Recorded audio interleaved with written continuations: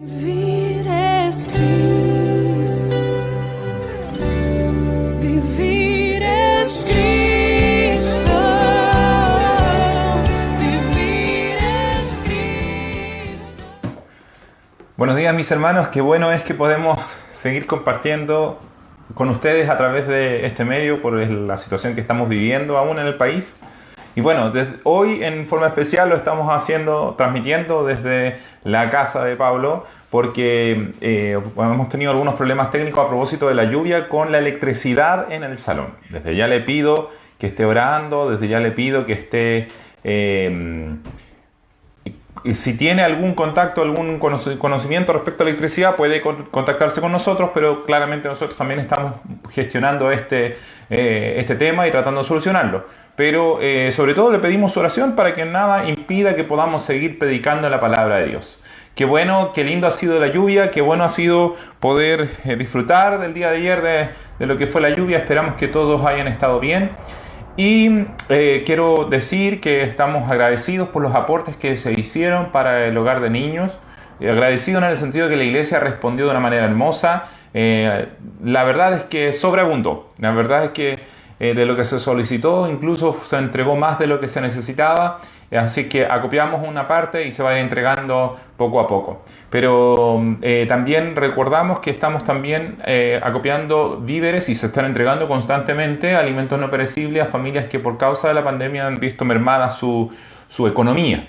Así es que estar atento a estas dos cosas, el trabajo en el hogar de niños, la idea es poder seguir siendo un aporte cada vez mayor y sobre todo en el ámbito espiritual. No solo en ámbito material, sino mucho más en lo espiritual.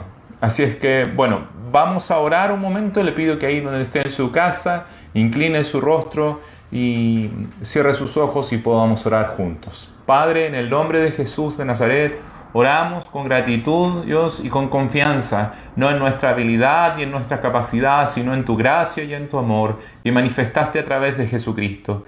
Gracias por habernos amado tanto y gracias por estar con nosotros. Gracias por tu fidelidad, gracias por tu bondad. Te alabamos porque haces llover sobre justos e injustos, porque eres misericordioso.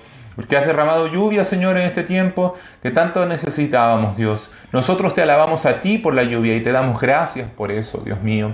Porque tuya es la tierra, tuyo es el mundo y su plenitud, el mundo de todas las personas y los que habitan esta tierra. Tú eres digno de alabanza y nosotros te alabamos. Y te pedimos que el día de hoy podamos ser bendecidos, Dios, también con alimento espiritual, con lluvia espiritual sobre nuestras vidas, siendo renovados en nuestros corazones con tu palabra.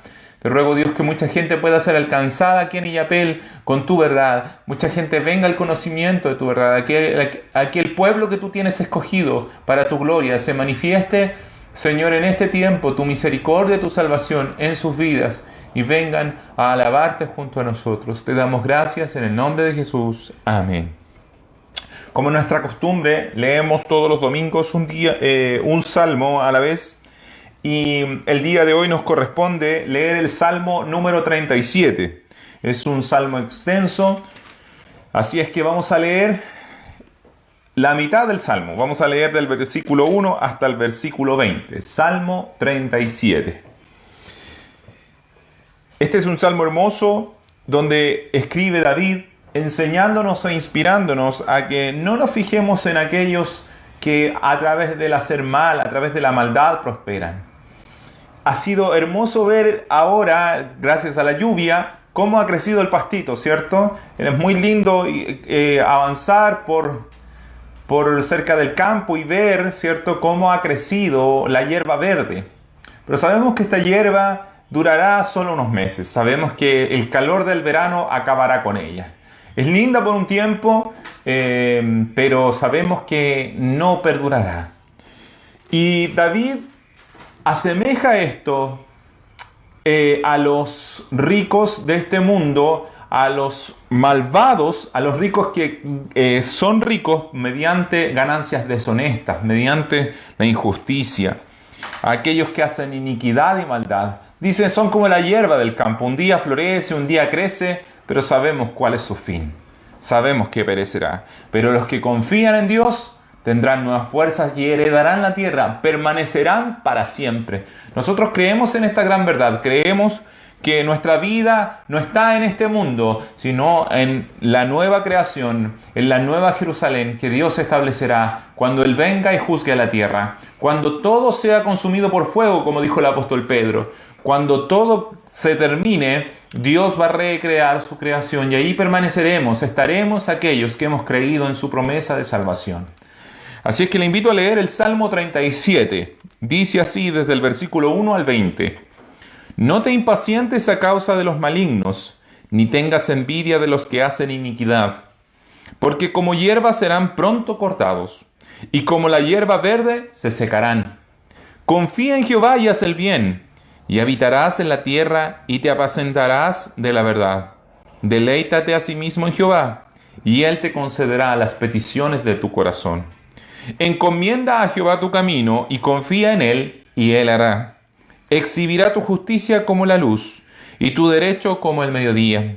Guarda silencio ante Jehová y espera en Él. No te alteres con motivo del que prospera en su camino, por el hombre que hace maldades. Deja la ira y desecha el enojo. No te excites en manera alguna a hacer lo malo, porque los malignos serán destruidos. Pero los que esperan en Jehová, ellos heredarán la tierra. Pues de aquí a poco no existirá el malo, observará su lugar y no estará allí.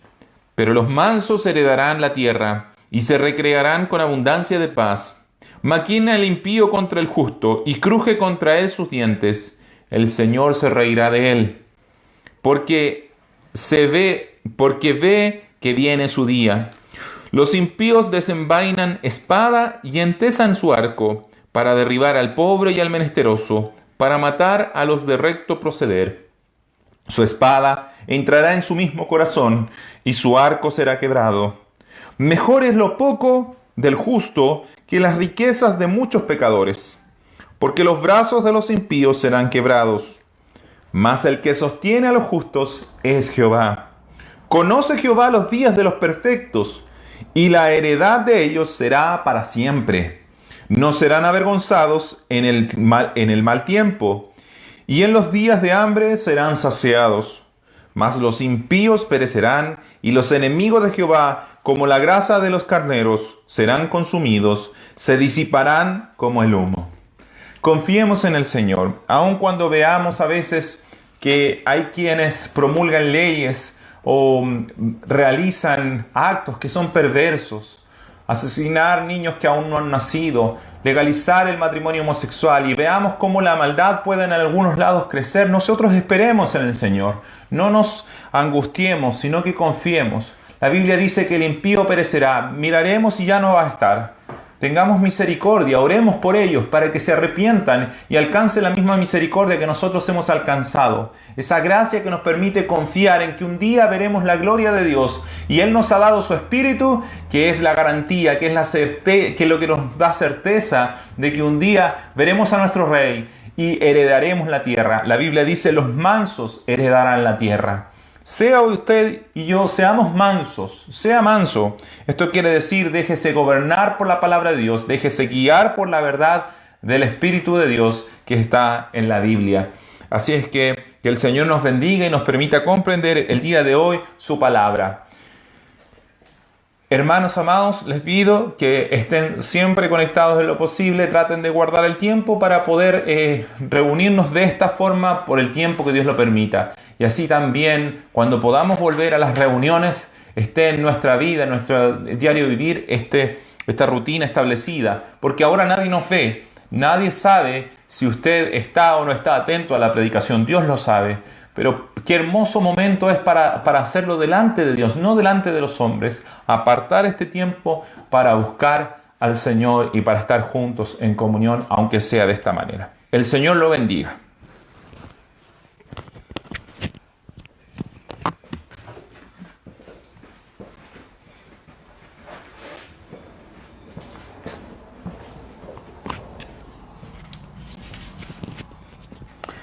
Muy buenos días, mis queridos hermanos, aquellos que nos visitan también en la página de Facebook.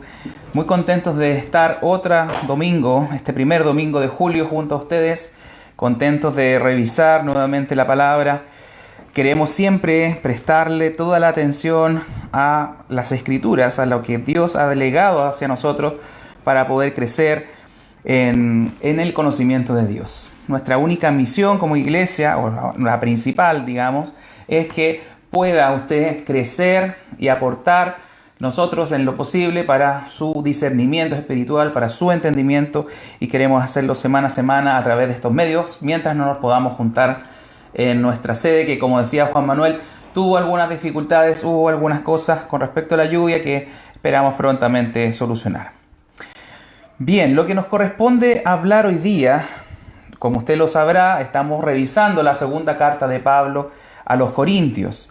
Es una carta que un tanto difícil en los primeros capítulos, y yo quiero hacer, antes de comenzar el estudio en sí mismo, quiero explicar un concepto que nos va a ayudar a entender no solamente esta carta, sino todas las cartas del Nuevo Testamento. El tipo de escrito de las cartas del Nuevo Testamento se les denomina en teología escritos circunstanciales. ¿Qué significa eso? Que como su nombre lo indica, fueron escritos por una razón, por una causa, por una circunstancia específica. Están escritos para ser llevados a una iglesia determinada, la mayoría de ellas, o a personas determinadas, y hubo un motivo, una razón o una circunstancia que hizo que Pablo en este caso escribiera. Por ejemplo, usted recordará la carta de Pablo a los Gálatas. Ellos estaban, al poco tiempo de que él fundó esa iglesia y se marchó, llegaron gente judaizante que empezaron a molestar y a cambiar la doctrina. Y esa fue la razón por qué Pablo le escribe a los Gálatas que no hay otro evangelio, por ejemplo. En la carta de Pablo a los romanos es diferente. Pablo no conocía esa iglesia, tenía mucho interés porque era la capital del imperio, de pasar por Roma, y les escribe la famosa carta a los romanos con el propósito de que conocieran lo que Pablo predicaba a través del mundo y que lo ayudaran en su camino a España o Hispania, que era el lugar más remoto del imperio romano de ese entonces. Así que cada carta que usted pueda leer, incluso las de Pedro, de Juan, tenían motivaciones específicas, razones por las cuales fueron escritas. Y por lo mismo, para entrar en materia de hoy, debemos entender que la segunda carta de Corintios, tiene relación con la primera y tiene relación con, obviamente, los habitantes de la ciudad y de lo que estaba pasando en esa iglesia.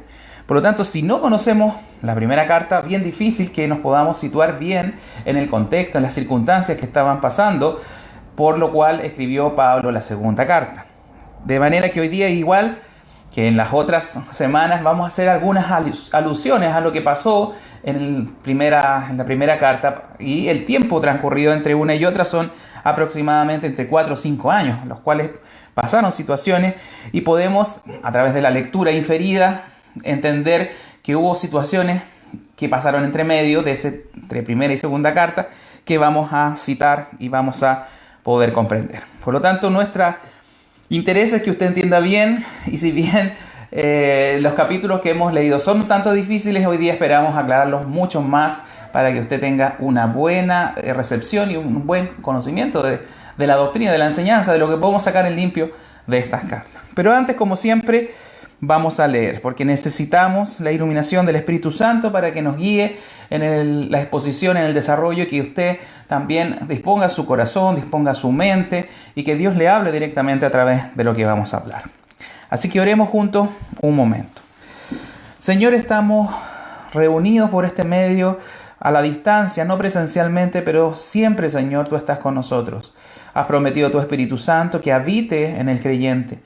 Queremos darte las gracias por esa obra de salvación, esa obra de restauración de nuestras vidas que comenzaste en cada uno de nosotros y que de seguro completarás, porque eso afirma tu palabra, que el que comenzó la buena obra en nosotros la perfeccionará hasta el día de Jesucristo, como dice en Filipenses. Quiero darte las gracias por cada una de las personas que oyen estas transmisiones, porque nuestro deseo no es nada más que exponer y levantar tu nombre en alto y ponerte a ti frente a todos para que todos puedan mirarte y puedan rendir su vida hacia tu persona. Gracias por tener un domingo más la oportunidad de hablar, de poder sencillamente explicar lo que tú has dejado por escrito, y pedimos al Espíritu Santo que nos vuelva a iluminar, nos vuelva a refrescar estas palabras que fueron escritas hace 2000 años por inspiración de Él, para que venga a nuestra vida ahora el entendimiento correcto, la persuasión correcta para cambiar nuestro camino y el consuelo necesario que tú das también a través de lo que escribes. Gracias, Espíritu Santo. Gracias, Dios Padre. Gracias, Hijo, por hacer esta maravillosa obra entre nosotros. Gracias por la iglesia que a pesar de las dificultades sigue creciendo, sigue avanzando.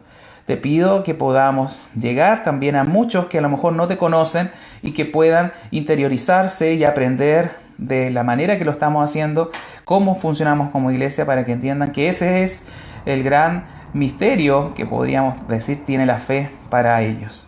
Te lo pido en el nombre de Jesús. Amén.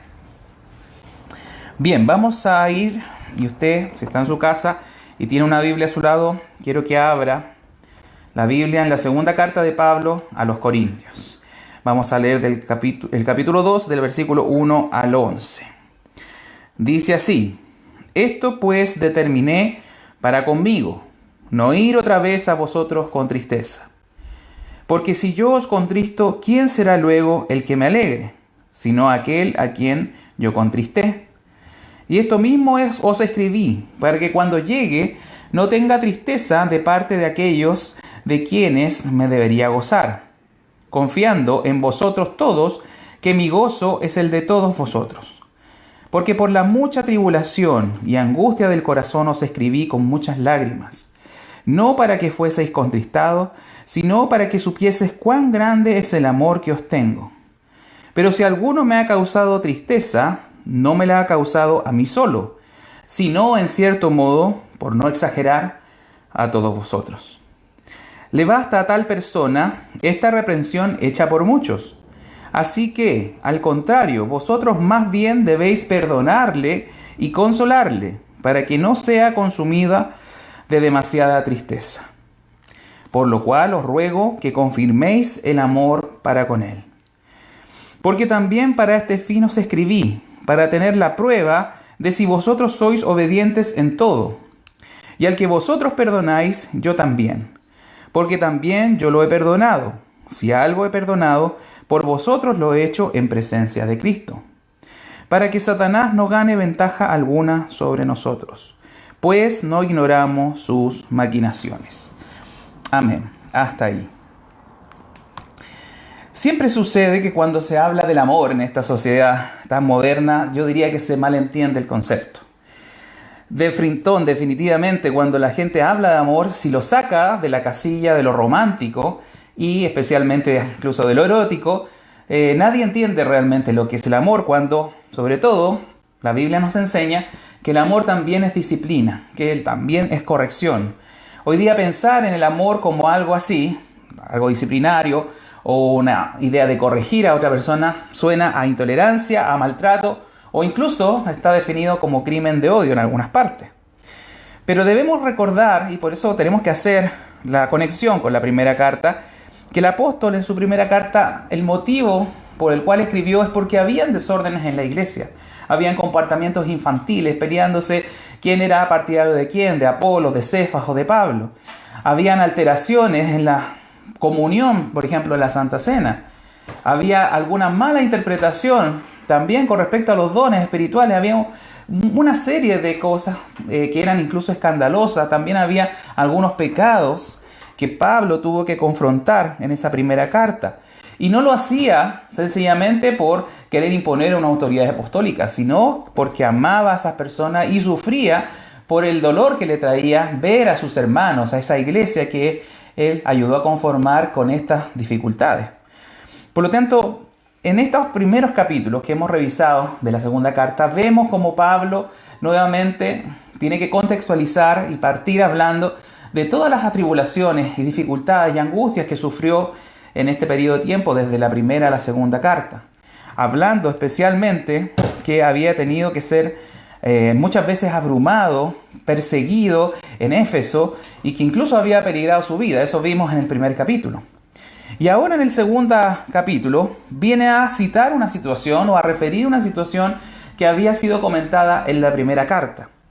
¿A qué me refiero? A que había una situación que usted, espero, se acuerde, que estaba en 1 Corintios capítulo 5, y vamos a volver a leer esos versos, donde había un hombre que había tomado la mujer de su padrastro. que había una especie de relación incestuosa y que era escandaloso, y escandaloso incluso a personas que no eran creyentes. Y justamente Pablo les dice cómo ustedes pueden haber dejado pasar esto y no haberse puesto a corregir a ese hermano. Vamos a leer esos versículos de la primera carta. Entonces, abra ahora 1 Corintios 5, 1 al 5. También van a estar en pantalla para que entendamos a qué está haciendo referencia en este capítulo que acabamos de leer. Recuerde, dice: de cierto se oye que hay entre vosotros fornicación, y tal fornicación cual ni aún se nombra entre los gentiles. Tanto que alguno tiene la mujer de su padre. Ese era el pecado. Había una fornicación que era gravísima, porque ni siquiera en las personas no creyentes existía que alguien tuviera la mujer de su padre. Y vosotros, dice, estáis envanecidos. ¿No deberíais más bien haberos lamentado para que fuese quitado de en medio de vosotros el que cometió tal acción? Mire lo fuerte de sus palabras, pero él estaba queriendo corregir y hacer disciplina en medio de esta circunstancia. Ciertamente yo, como ausente en cuerpo, pero presente en espíritu, ya como presente he juzgado al que tal cosa ha hecho. En el nombre de nuestro Señor Jesucristo, reunidos vosotros y mi espíritu, con el poder de nuestro Señor Jesucristo, el tal sea entregado a Satanás para destrucción de la carne, a fin de que el espíritu sea salvo en el día del Señor Jesús. Bueno, eso lo habíamos analizado en su momento, pero lo traemos a colación porque es muy probable que todo lo que Pablo está hablando acerca de la tristeza, en principio, de no querer ir a verlos con tristeza, es porque probablemente esta situación que costó que los corintios la asumieran y la corrigieran, le había traído tristeza a él y tristeza también a todos ellos por poder estar permanentemente con este personaje en la iglesia. Dice así. Bueno, sigamos porque hubo un problema, pero parece que se solucionó. Por lo tanto, el tema que estaba sucediendo, como nos dice incluso en los versículos 3 y 4, él tenía tanta tristeza que en apariencia, como esta situación no se resolvió correctamente, había mandado una segunda carta que no la conocemos, que no está, que lo habla en los versículos 3 y 4, que por eso le escribí con mucha tristeza y habla de lágrimas. Tal vez era una carta más personal a cierto número de personas, no a la iglesia completa, pero no tenemos información más que lo que hace referencia aquí. Y estaba muy triste porque estaban tolerando ese pecado y no estaban ejerciendo la disciplina que Pablo estaba exigiendo. Pero la razón final era no ponerlos tristes, ni a ellos ni él seguir tristes, sino que era mostrar un genuino amor, lo dice al final del versículo 4, sino que quería que supieran cuán gran amor tenía Pablo por esa iglesia. Ahora, este es el primer concepto que tenemos que destacar, que tenemos que tomar nota con respecto a lo que estaba pasando en esta circunstancia. Cómo el pecado de un hermano, de una persona, entristece a la iglesia. Y cómo deben tomarse medidas por amor a Dios y por amor al hermano. Ese es el concepto que nos va a mostrar este pasaje. Partamos de la siguiente base. La Biblia nos muestra repetidamente que somos una nueva criatura, una nueva creación cuando Dios viene a nuestra vida, cuando Él nos transforma y hablamos de un nuevo nacimiento, hablamos de un renacimiento, hablamos de la conversión, todos son conceptos semejantes. Y nos saca efectivamente de las tinieblas en las cuales estamos a la luz admirable y nos llama para ser un pueblo santo. Jesús mismo dice en Mateo 5:48 que debemos ser perfectos como el Padre de los cielos es perfecto. De la manera moral que Él es, de una manera perfecta, que no tiene pecado, nos llama y nos convida a ser santos en toda nuestra manera de ser. Sencillamente porque somos hijos de Dios. ¿Hijos de quién? De la persona que es sin pecado, de la persona que es perfectamente pura. Y el llamado de Dios al transformarnos, al sacarnos de nuestra vida anterior, es hacernos semejante a Él. Pero como sabemos, lamentablemente eso no se logra de la noche a la mañana. Y toda nuestra vida vamos a estar luchando contra el pecado, batallando en nuestra condición natural que nos lleva y nos inclina a hacer el mal, a corregirla por amor a Dios, por amor también a los hermanos y por amor también a la iglesia. Jesús siempre es enfático en tratar el pecado. Lamentablemente tengo que decir que en algunas iglesias tratamos de poner debajo de la alfombra los problemas que ocurren entre nosotros. Y esa es justamente la idea de la Biblia, como un espejo reflejarnos y saber que realmente hay problemas en nosotros. Que de hecho cuando hay pecados que son excesivamente notorios, como era este caso, y excesivamente feos, o podríamos decir de un repudio incluso social, con mayor razón la iglesia tiene que tomar parte y hacer cosas. Debemos sacar, en este caso, ese pecado de en medio nuestro. Esa es la indicación de Pablo. Jesús habla un poco parecido en esto, pero lo habla de manera personal. Dice que si el pecado es tan grande, a veces es necesario cortar una mano. Sacarse un ojo debería ser mejor que todo nuestro cuerpo o todo nuestro ser se perdiera por permanecer en ese pecado para no ir al infierno. Por lo tanto, que Jesús no crea que es esa imagen que tenemos de solamente un perdonador. Él llama a corregir el pecado en nosotros. Y lo pone en ese énfasis. Es mejor que usted entre sin una mano al cielo o sin un ojo con tal de no seguir pecando. Pero sabemos que todos pecamos y sabemos que nos cuesta luchar contra el pecado. Pero eso no debe ser visto como un aliciente para seguir en esto, como consolación y decir, mire, él peca, yo peco, todos pecamos y dejamos todas las cosas así, porque esta es nuestra naturaleza y nuestra circunstancia normal. No, la Biblia nos indica que tenemos que corregir y para eso la iglesia cumple una función bastante importante, sobre todo, insisto, cuando el pecado es grave y está exponiendo negativamente la imagen de Dios entre nosotros. Esto es lo que se enmarca en lo que llamamos la disciplina de la iglesia. Y vamos a hacer un pequeño paréntesis porque vamos a citar a Jesús en sus propias palabras para que entendamos que sí estamos llamados por el mismo Cristo a corregir situaciones pecaminosas que veamos entre nosotros. Quiero que vaya esta vez a Mateo 18 y vamos a revisar versículos 15 al 17.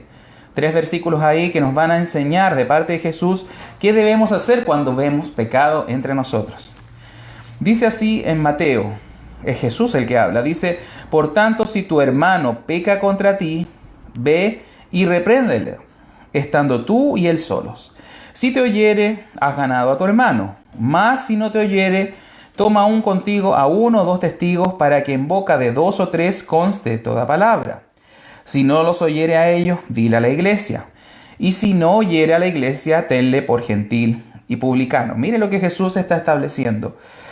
Jesús explica que si hay pecado que me afecte, y eso puede ser directamente o indirectamente, es decir, si alguien va y me roba en mi negocio, si habla mal de mí, claro, hay una afectación directa y yo tengo que llamar a ese hermano para aclarar la situación. Pero también el pecado que está instalado en la iglesia, que es visible, que es notorio y que afecta el testimonio común que debiésemos tener como comunidad, como congregación, también debemos llamarle la atención porque está afectando igualmente a la iglesia.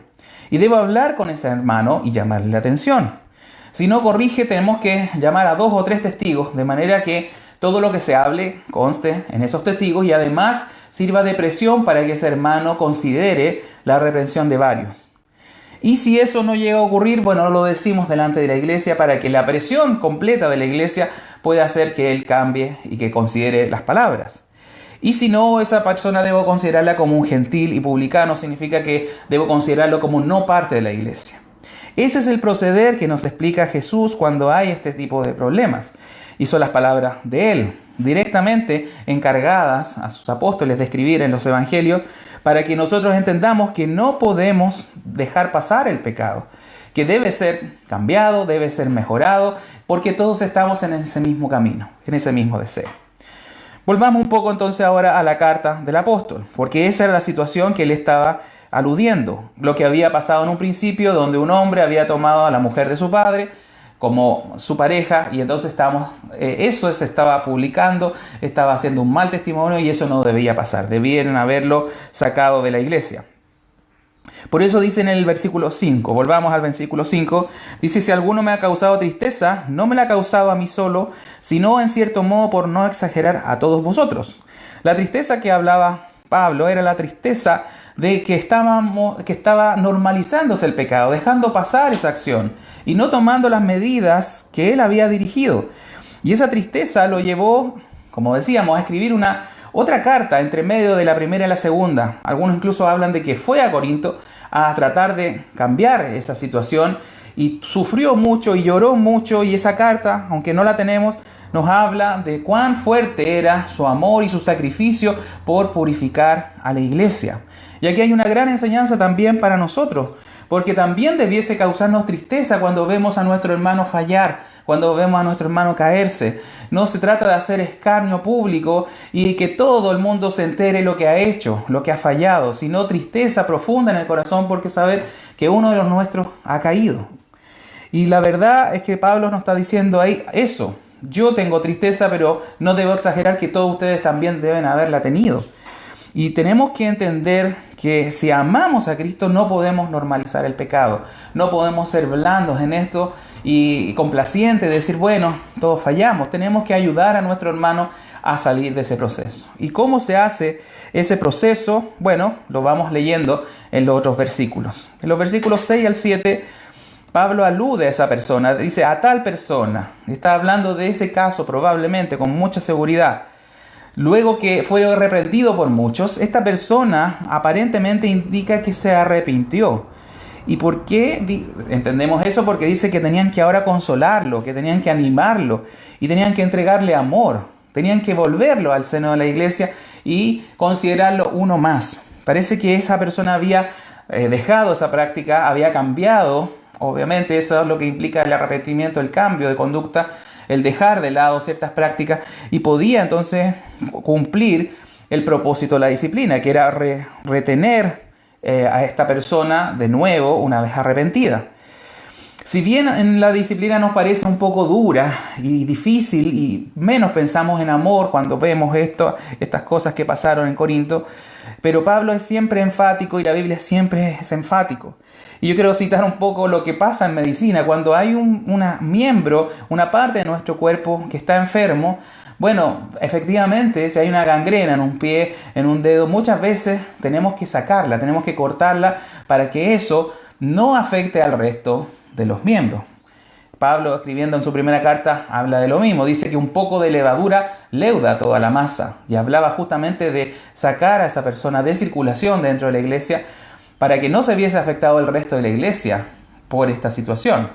Ahora, a diferencia de lo que pasa en cirugía, que uno amputa una parte del cuerpo, acá está la posibilidad. Y eso es lo que cuando Pablo escribe que sea entregado a Satanás para destrucción de su cuerpo, pero para que el espíritu, ¿no es cierto?, sea salvo en el día de Jesucristo, es justamente eso. Esperamos que esa persona quede separada de la iglesia para que esa tristeza, esa soledad le haga ver lo mal de su conducta y pueda ser restituido.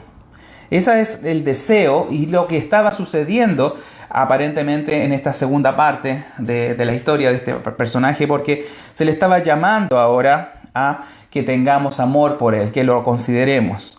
Por lo tanto, ¿cómo se ve todo este panorama? ¿Cómo vamos cerrando un poco toda la historia de este ofensor que había dañado la imagen pública de la iglesia y estaba causando tristeza y dolor al apóstol y a los miembros de Corinto? Primero, bueno, cada vez que esto pase, y ojalá no pase nunca en nosotros, y esto es lo que debemos aprender, no podemos mirar al lado y sencillamente decir, no, si esto no es así, o justificarlo de otras maneras. Tenemos que atender el caso y corregirlo. Y tenemos que pedirle a ese hermano que cambie su conducta. Ese es el deseo de Dios cuando nos llama y nos exhorta a través de las Escrituras.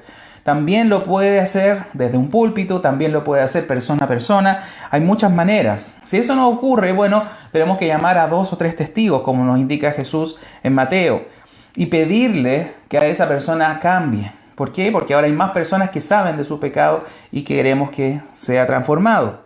Y si no es así, bueno, tenemos que sacarlo de la iglesia temporalmente. Si no cambia, tenemos que tenerlo como una persona que en realidad no es cristiana, no es creyente, que no ha llegado realmente a amar a Dios más que todas las cosas, como nos enseña la palabra. Que no ama más los mandamientos de Dios que su pecado. De manera que debe salir por un cierto tiempo, esperamos, de la iglesia. ¿Para qué? Para que esa soledad, esa frustración de estar solo le haga volver al camino. Ahora, esto que estamos enseñando y que nos exhorta la palabra es realmente amar a los hermanos, es realmente tener deseo de que su vida sea mejorada. ¿Por qué? Porque el pecado siempre va a traerle daño, siempre va a estropear su vida. No hay ningún pecado que podamos decir es bueno. Cuando hay una mentira, aunque sea una mentira pequeña, obviamente es una mentira para el Señor. Cuando hay una pequeña codicia, aunque sea codiciar algo menor, es una codicia delante de Dios. Y como sabemos que nuestro Dios es santo, que sabemos que nuestro Dios es puro, nos pide que corrijamos nuestra conducta. Él desea que nuestra iglesia, que su pueblo, que su cuerpo, que su novia, la cual quiere volver a rescatar, porque cuando venga va a volver por su novia, así lo declara las Escrituras. Tiene que ser una novia santa, pura, sin mancha ni arruga para poder estar con Él en el cielo. Por lo tanto, si no creemos en la disciplina de la iglesia, si no entendemos que esto es parte de la aplicación de la Escritura, entonces estamos amando más el pecado y no amando más al Santo Cristo que murió por todos nosotros.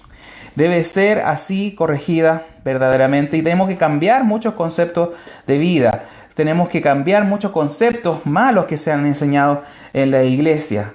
A veces, como decíamos en otras oportunidades, pensar que la aflicción, que la tribulación es algo malo, es algo negativo, que es lo que nos dice Pablo en su primer capítulo, nos dice todo lo contrario. Yo aprendí a consolarlos por medio de la consolación que yo recibí cuando estuve atribulado. Nos enseña entonces un concepto diferente de la tribulación, que nos ayuda, que nos mejora, que nos cambia. Ahora, en este segundo capítulo nos habla justamente de corregir nuestro concepto de que amar es sencillamente pasar por alto los problemas, sino de llegar a conclusiones favorables para que su novia, el cuerpo de Cristo, sea transformado en una pureza no solamente externa, sino interior de todos nosotros. Y nosotros como coayudantes de Dios en esto tenemos que participar y colaborar porque la palabra nos enseña. Volvamos a los últimos versículos, porque aquí Pablo ya definitivamente cierra este tema. Dice versículos 9 y 10.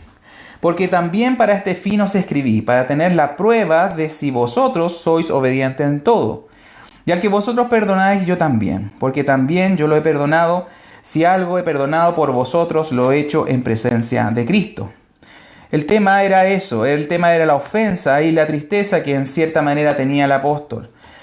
Y él le había escrito para que la iglesia fuera la que tomara la conducta apropiada. Él no podía a lo mejor estar físicamente ahí, por eso dice en la primera carta que su espíritu junto con el de ellos estuviera presente. Él no estuvo en el momento en que le hicieron el reparo. Eso significa que no debe ser necesariamente el líder de la iglesia o el pastor el único encargado de ayudar a corregir en los temas. Dice que la reprensión de muchos, es decir, que entre varios hablaron con esta persona para que cambiara. Y si ellos entonces habían perdonado esa ofensa, con mayor razón Pablo, que había participado de ese deseo de purificar la iglesia, también lo había perdonado. De manera que él estaba con estos versículos cerrando el caso. Es la conclusión. Si hay perdón, si hay arrepentimiento primero, entonces debe haber perdón. Y si uno lo perdona, entonces toda la iglesia debe perdonar el pecado. Si ese pecado fuera de una sola persona o hacia una sola persona, pero si hay arrepentimiento, entonces el perdón es general para todos. El último elemento que Pablo nos va a advertir es en el versículo 11 y nos pone nuevamente a nuestro querido adversario Satanás. Dice el último versículo para ir cerrando, dice: para que Satanás no gane ventaja alguna sobre nosotros, pues no ignoramos sus maquinaciones. El elemento final que Pablo está hablando para que entendamos por qué razón tenemos que ejercer disciplina, por qué razón no tenemos que tolerar el pecado, por qué razón tenemos que hablarle a nuestro hermano cuando los vemos fallar y ayudarle a que salgan de eso, es porque de esa manera, si no lo hacemos, el diablo gana ventaja, él gana espacio entre nosotros. Yo creo que hay una mala enseñanza con respecto al diablo en general, en la iglesia. No se le explica a las personas que en realidad el diablo no tiene ningún poder, solamente tiene tiempo entre nosotros, porque ya fue condenado. Cristo le ganó en la cruz, proclamó la victoria sobre las tinieblas, sobre la muerte. Entonces no hay nada que el cristiano debe temer del diablo. Pero lo único que él hace es autorizado o permitido por Dios, que es intimidarnos, es generarnos ideas y hacernos tropezar con maquinaciones. ¿Qué es lo que es una maquinación? Bueno, es generar una trampa, es generar una circunstancia, es generar algo para que nosotros caigamos y nos tropecemos. Pero la verdad de las cosas es que no siempre es el diablo el que está haciendo eso. Muchas veces somos nosotros los mismos que nos dejamos llevar por el pecado y ni siquiera el diablo interviene, sino que somos nosotros en nuestro deseo.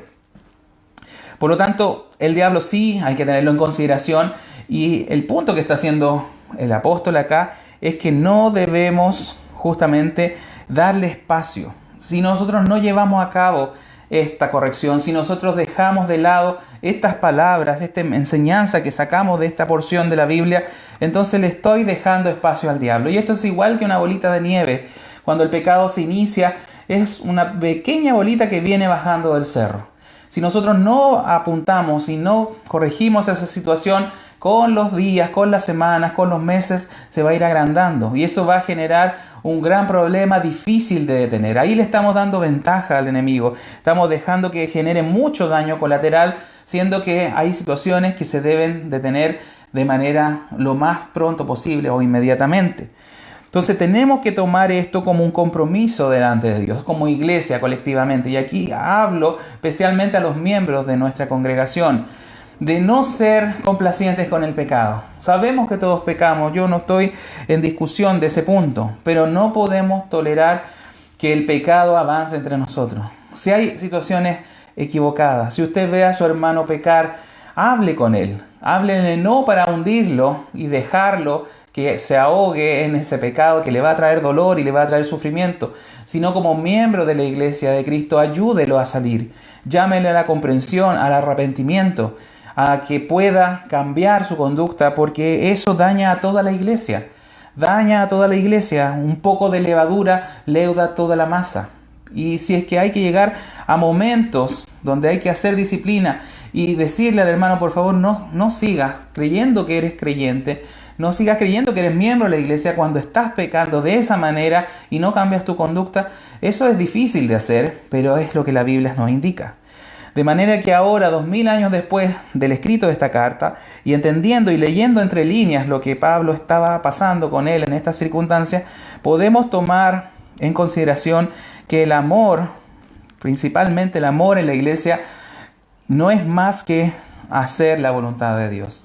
Muchas veces estamos pensando siempre en el amor como cosas positivas, como cosas gratas, pero acá el amor nos indica que debemos llamar a la corrección al hermano, llamar a la corrección a los miembros que están fallando, porque queremos y amamos más a Dios que al mundo o a las personas. Siempre nuestro amor y nuestro compromiso es mayor con Dios que incluso con nosotros mismos. Debemos que ser duros en esto, también con nosotros, por cierto, si estamos fallando, pero por amor a Dios, por amor a la iglesia, por amor de su nombre. No queremos que el nombre sea vituperado entre los gentiles o entre los no creyentes por causa de nosotros.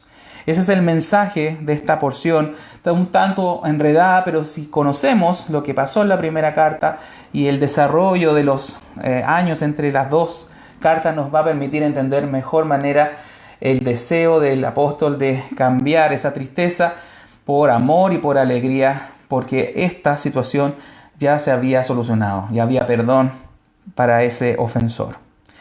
Damos gracias entonces por esta palabra. Vamos a orar para pedirle al Señor que siga ayudándonos a poner en práctica estas situaciones que son lamentables y difíciles de considerar. Pero somos la iglesia de Dios, somos columna y baluarte de la verdad. Y estamos acá para hacer la voluntad del que nos llamó a ser un pueblo escogido, a ser un real sacerdocio y un pueblo santo. Oremos. Señor, te damos gracias por tu palabra, bendecimos tu nombre. Estamos tan agradecidos, Señor. Tú nos enseñas a valorarte, a hablar de tu santidad. En el Padre nuestro que estás en los cielos, cuando lo recitamos o cuando lo oramos, Señor, dice: santificado sea tu nombre. Siempre se debe ser santo y bendito tu persona. Perdónanos porque estamos siempre fallando y pecando, pero eso no debe ser un consuelo ni debe ser un aliciente para seguir en nuestra maldad. Sabemos que la iglesia, entre tantas funciones, tiene este deseo y esta necesidad de limpiarse a sí misma, de ayudar a los miembros a que el pecado vaya saliendo. Y es la parte más difícil de hacer, es la parte más controversial muchas veces, porque a veces no se entiende bien. Pero Señor, por medio de tu palabra, por medio de tu mensaje, por medio de las enseñanzas y estos ejemplos que fueron a veces vergonzosos para la iglesia en Corinto, para el apóstol Pablo, de tristeza y de dolor, Señor, tú nos enseñas hoy, 2000 años después, a hacer lo mismo en nuestras congregaciones. Permite que la enseñanza sirva para ayudarnos a corregir. Perdona nuestras ofensas, perdona nuestros pecados, pero que también tomemos consideración que debemos hacerlo por amor a ti, por amor a la iglesia. Bendecimos, Señor, esta palabra que ayude a tomar conductas necesarias cuando sea requerido y que tú nos puedas guiar efectivamente a llevar estos procesos disciplinarios y esta imagen tuya de santidad, de perfección moral también al mejor nivel. No por un legalismo, no por una hipocresía farisaica, sino porque de verdad te amamos y consideramos todo lo que has hecho por nosotros. Ese sacrificio en la cruz, esa muerte por nuestras vidas, Señor, debe quedar realmente grabada en nuestros corazones. Te lo pido en el nombre de Jesús. Amén. Bien, hermanos, nos estaremos viendo el próximo domingo, el martes. Estará Juan Manuel con ustedes y nos veremos el domingo. Esperamos en la sede poder corregir los temas de luz que hay para poder seguir en transmisiones con todos ustedes. Gracias.